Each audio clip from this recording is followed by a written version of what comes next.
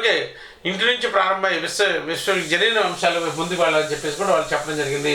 Eswara Babu tele committee 1977లో ఇది ప్రధానంగా మనకి ఎకనామిక్స్ ఇంట్రొడ్యూస్ చేయాలని చెప్పి చెప్పింది. ఎకనామిక్స్ ఇంట్రొడ్యూస్ చేయాలని చెప్పేసి ఇది ప్రధానంగా ఫోకస్ చేయడం అనేది జరిగింది అనమాట. రైట్, పాఠశాల అనేది సూక్ష్మ రూపంలో ఉన్న భారతదేశం అని చెప్పి చెప్పింది ఎవరంటే గాంధీజీది. డైరెక్ట్ బిట్ ఫస్ట్ చాప్టర్లో ఉంటుందన్నమాట. పాఠశాల సూక్ష్మ రూపంలో ఉన్నటువంటి భారతదేశం చెప్పింది గాంధీజీ. ఈ కింది వాటిలో విద్యలో దిశానిర్దేశాలు చేసేవిగా వీటిని పేర్కొండి. ఇది సెకండ్ చాప్టర్ నుంచి అడగడం జరిగింది. చాలా ఇంపార్టెంట్, మనకు సెకండ్ చాప్టర్ చాలా ఇంపార్టెంట్. మనకి మెథడాలజీలో ఏంటంటే ఫ్రెండ్స్ మరి గమనించాలి, మనకి చూడండి కంటెంట్ పార్ట్కి వచ్చేసరికి ఇక్కడ 40 మార్క్స్ ఉంది. జాగ్రత్తగా అర్థం చేసుకోండి. కంటెంట్ 40 అంటే తెలంగాణ వాళ్ళకైతే 44 మార్క్స్ ఉంది, ఏపీ వాళ్ళకైతే 40 మార్క్స్ ఉంది. ఓకే, మెథడాలజీ వచ్చేసరికి ఏపీ వాళ్ళకి 20 మార్క్స్కి, వీళ్ళకి 16 మార్క్స్ ఉంది తెలంగాణ వాళ్ళకి. అంటే ఇక్కడ ఎన్ని బిట్లు వస్తున్నాయి? 32 బిట్స్ వస్తున్నాయి. ఇక్కడ ఎన్ని బిట్స్ వస్తున్నాయి? 40 బిట్స్ వస్తున్నాయి. అంటే ఎన్ని బిట్స్? 40 బిట్స్. ఇక్కడ ఎన్ని వస్తున్నాయి? 80 బిట్స్ వస్తున్నాయి. అంటే ఆఫ్ దీంట్లో వస్తాయి అనమాట 40 బిట్స్. ఉన్నటువంటి మనకి 80 మార్కుల క్వశ్చన్ పేపర్లో 20 మార్క్స్ మనకి మెథడాలజీకి కేటాయించారు. అంటే 25% of the question paper occupied by the methodology అనమాట. 25% ఆఫ్ ది క్వశ్చన్ పేపర్ మెథడాలజీకి కేటాయించడం జరిగింది. అంటే ఈ మెథడాలజీలో మనం ఈజీగా స్కోర్ కూడా చేసుకోవచ్చు అనమాట. అంటే ఎలాగంటే ప్రజెంట్ మనకి చూడండి ఈజీగా స్కోర్ కూడా చేసుకోవచ్చు. ఇక్కడ మనకి మెథడాలజీలో ప్రధానంగా తీసుకుంటే టోటల్గా యావరేజ్గా తీసుకుంటే మనకి మొత్తం 10 చాప్టర్లు ఉన్నాయండి. ఎన్ని చాప్టర్లు ఉన్నాయి? 10 చాప్టర్స్ ఉన్నాయి. ఈ 10 చాప్టర్స్లో కనీసం ఒక 6 చాప్టర్స్ పెద్దవి ఉంటాయి, 4 చాప్టర్స్ ఎన్ని చాప్టర్స్ ఉంటాయి? 6 పెద్ద చాప్టర్స్. ఏంటి 6 పెద్ద చాప్టర్స్? సాంఘిక శాస్త్ర బోధన ఉద్దేశం అనేది పెద్ద చాప్టర్. అలాగే సాంఘిక శాస్త్ర విద్యా ప్రణాళిక అనేది పెద్ద చాప్టర్. సాంఘిక శాస్త్ర మూల్యాంకనం అనేది పెద్ద చాప్టర్. సాంఘిక శాస్త్ర బోధనా పద్ధతులు అనేది పెద్ద చాప్టర్. ఓకే, సాంఘిక శాస్త్ర బోధనా సామాగ్రి అనేది పెద్ద చాప్టర్. ఓకే, 5 చాప్టర్స్ అయినాయి. ఓకే, మరి చిన్న చాప్టర్స్ ఏంటి? సాంఘిక శాస్త్ర స్వభావం పరిధి కూడా పెద్ద చాప్టరే. ఓకే, ఒక రకంగా ఎందుకంటే శాస్త్రవేత్తలు ఇవన్నీ కూడా ఉన్నాయి కాబట్టి అది పెద్ద చాప్టర్. ఈ 6 చాప్టర్లు ఉన్నాయి. తర్వాత ఏంటి? సాంఘిక శాస్త్ర ఉపాధ్యాయుడు కానీ, సాంఘిక శాస్త్ర బోధన ప్రణాళిక రచన కానీ, non formal social studies education కానీ, సాంఘిక శాస్త్ర బోధన వనరులు కానీ, ఇవన్నీ కూడా చిన్న చాప్టర్సే. మొత్తంగా నువ్వు ఎంత చదువుకున్నా కూడా కేవలం 10 చాప్టర్సే. 10 చాప్టర్స్ నుంచి 20 బిట్స్, 20 అంటే 40 బిట్స్ వస్తాయి 10 చాప్టర్లో నుంచి. అదే మనము కంటెంట్ పార్ట్ తీసుకుంటే జాగ్రఫీ కానీ, హిస్టరీ కానీ, సివిక్స్ కానీ, ఎకనామిక్ తీసుకుంటే మనం సాధారణంగా థర్డ్ నుంచి చదువుతాం. థర్డ్ నుంచి డిగ్రీ దాకా చదువుతాం. యావరేజ్గా 6 నుంచి తీసుకున్న 6 నుంచి డిగ్రీ దాకా తీసుకున్న ఎన్ని లెసన్స్ ఉంటాయి చూడండి. జాగ్రఫీ పరంగా, హిస్టరీ పరంగా, సివిక్స్, ఎకనామిక్స్ పరంగా. ఏది ఈజీ అంటారు? మెథడాలజీ అనేది చాలా ఈజీ అనమాట. మెథడాలజీలో తక్కువ సిలబస్ ఎక్కువ మార్కులు రావడానికి అవకాశం ఉంది. తక్కువ సిలబస్ ఎక్కువ మార్కులు ఇచ్చుకోవడానికి అవకాశం అనేది ఉందన్నమాట. నెక్స్ట్ ఇంకోటి ఏంటంటే మెథడాలజీ ఎలాగ డిసైడింగ్ ఫ్యాక్టర్ అవుతుందంటే ఇక్కడ మనకి ప్రధానంగా ఇక్కడ 40 మార్క్స్ ఏదైతే ఉన్నాయో ఇవన్నీ కూడా స్కూల్కి వెళ్ళేటువంటి టీచర్లు తప్పనిసరిగా 40 మార్క్స్ పెడతారు. అందరికి డిఫికల్ట్గా ఉండేది ఏంటంటే ఈ 20 మార్క్సే డిఫికల్ట్గా ఉంది. ఎందుకు డిఫికల్ట్గా ఉంటుంది? మనకి బీఎడ్లో సరిగ్గా నేర్చుకొని ఉన్నాము, బీఎడ్ అయిపోయిన తర్వాత దాని గురించి మనం పట్టించుకొని ఉన్నాము. డిఎస్ వచ్చినప్పుడు మాత్రమే ఆ మెథడాలజీ గురించి మనం ఆలోచిస్తాం. మిగతా టైంలో మెథడాలజీ గురించి మనం ఆలోచించేయము. ఇంకోటి ఏంటంటే డైరెక్ట్గా క్వశ్చన్స్ ఉండవు. దీంట్లో ఎక్కువగా అప్లికేషన్ ఓరియంటెడ్ క్వశ్చన్స్ ఉంటాయి కాబట్టి తప్పనిసరిగా ఇది కొద్దిగా డిఫికల్ట్గా ఉంటుంది.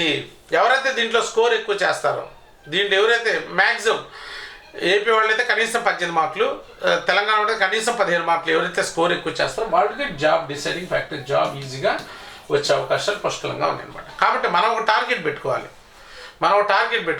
సో మెథడాలజీలో నాకు 10% మార్క్స్ రావాలి అని ప్లాన్ చేసుకోవాలి. దీనికోసం కూడా మీరు ప్లానింగ్ రోజుకో 2 గంటలు కేటాయించుకుంటే చాలు.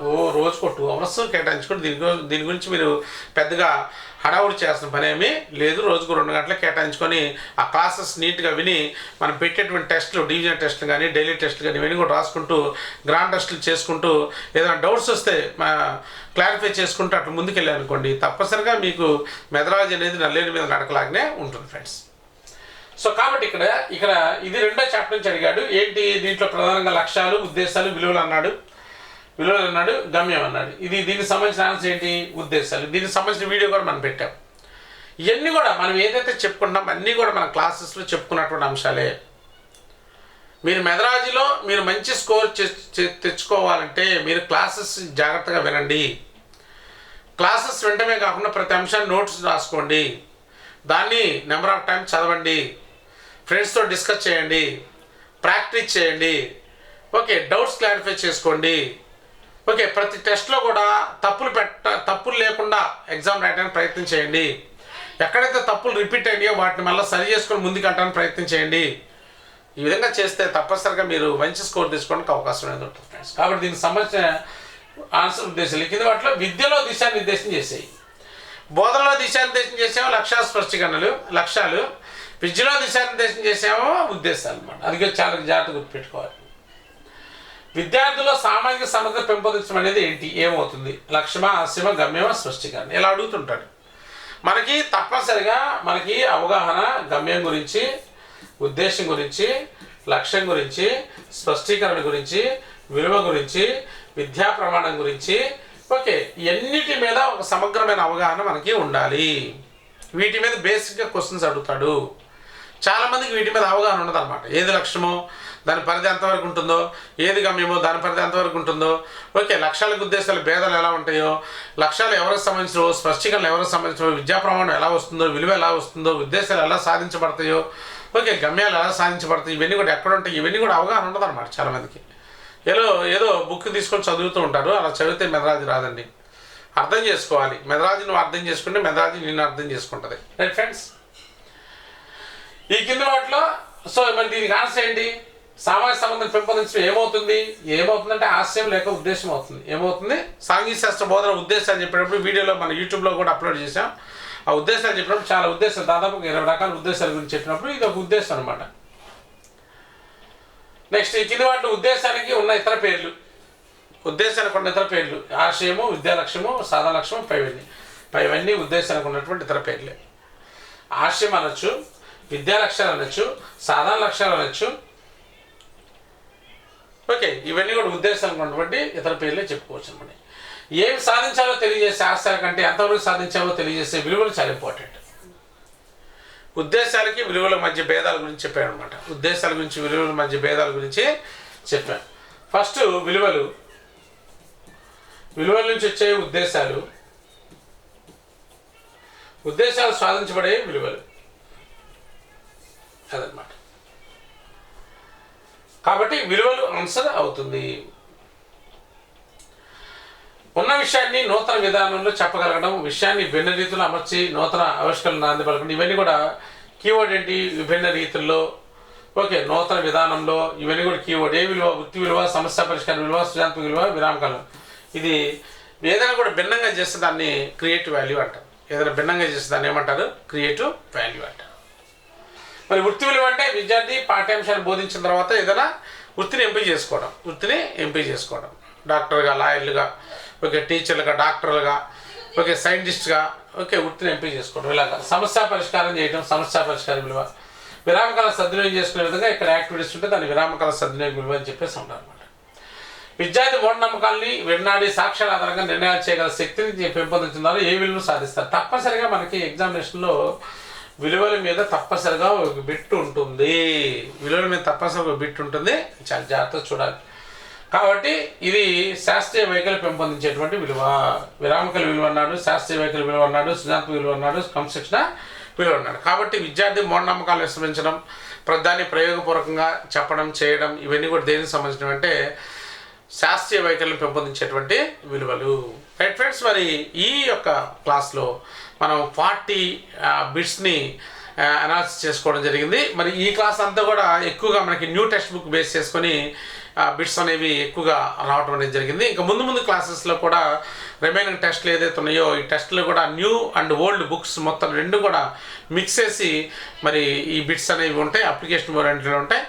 అదేవిధంగా మనకి ఆంధ్రప్రదేశ్ వారికి ఈ మధ్య సెమిస్టర్ 1 సెమిస్టర్ 2 అనేటువంటి బుక్స్ రిలీజ్ అని చెప్పేసి తెలిసింది, సోషల్ స్టడీస్ మెథడాలజీ సంబంధించి సపరేట్గా.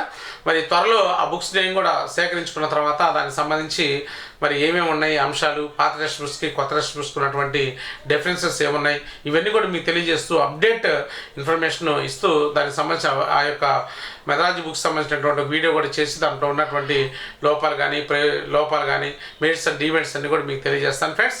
మనకి ఇలాగే మనకి మ్యాక్సిమం టార్గెట్ ఏంటంటే జనవరి ఎండింగ్ లోపు ఈ 50 గ్రాంటర్ సిరీస్ మొత్తాన్ని కూడా మనం కంప్లీట్ చేసుకోవాలి. ఈ కంప్లీట్ చేసుకున్న తర్వాత అప్పటికి నోటిఫికేషన్స్ అనేవి, ఆ నోటిఫికేషన్ ఎప్పుడైతే స్టార్ట్ అవుతున్నాయో తెలంగాణలో కానీ ఏపీలో కానీ ఎప్పుడు స్టార్ట్ అయినా కూడా వెంటనే మనము టెస్ట్ సిరీస్ అనే వాటిని మనం ప్రారంభించడం జరుగుతుంది. ఉన్నటువంటి సిలబస్ మొత్తాన్ని కూడా మనం టాపిక్ వైజ్గా టెస్టులు ఫ్రేమ్ చేసి దాదాపుగా 100 టెస్టులు అనే వాటిని మనం సపరేట్గా ఏర్పాటు చేయడం అనేది జరిగింది. ఈ 100 టెస్టులని మీకు ఎప్పుడు అవైలబిలిటీ ఉంటాయంటే ఎప్పుడైతే ఈ యొక్క, ఎందుకంటే ఎక్కువ మందికి యూజ్ అవ్వాలనే ఉద్దేశంతో వీటిని కొద్దిగా ఆపడం అనేది జరిగింది. ఎక్కువ మంది ఎప్పుడైతే నోటిఫికేషన్ వచ్చేటువంటి ఆ యొక్క మూవ్మెంట్ స్టార్ట్ అవుతుందో అప్పుడు ఈ సిరీస్ అనే వాటిని మనం ప్రారంభిస్తాం. ఈలోపు మనం చేసే పని ఏంటంటే ఈ 50 గ్రాంటర్ సిరీస్ మనం కంప్లీట్ చేసుకుంటే నెక్స్ట్ మనము కంటెంట్ పార్ట్ మీద, ఇంపార్టెంట్ ఏరియాస్ మీద ఫోకస్ చేయడానికి అవకాశం అనేది ఫ్రెండ్స్.